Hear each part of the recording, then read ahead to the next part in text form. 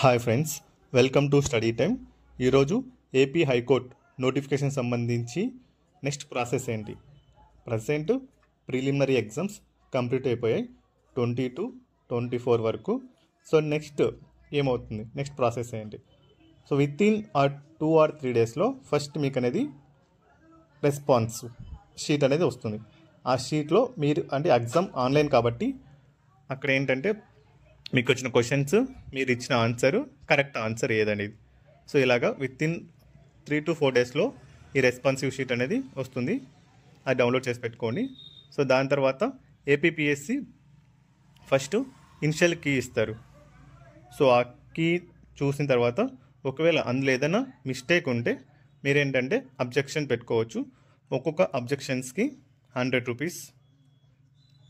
ఒకవేళ మీరు ఇచ్చిన అబ్జెక్షన్ కరెక్ట్ అయితే మీకు మార్క్స్ యాడ్ అవుతాయి, అలాగే మీరు పెట్టిన 100 రూపీస్ రీఫండ్ అవుతుంది. సో ఇప్పుడు అబ్జెక్షన్స్ అన్నీ అందరు పెట్టిన తర్వాత మళ్ళీ ఏంటంటే ఏపీపీఎస్సి ఫైనల్ ఆన్సర్కి ఇస్తుంది. దాని నుంచి సో కట్ ఆఫ్ మార్క్స్ తీస్తారు.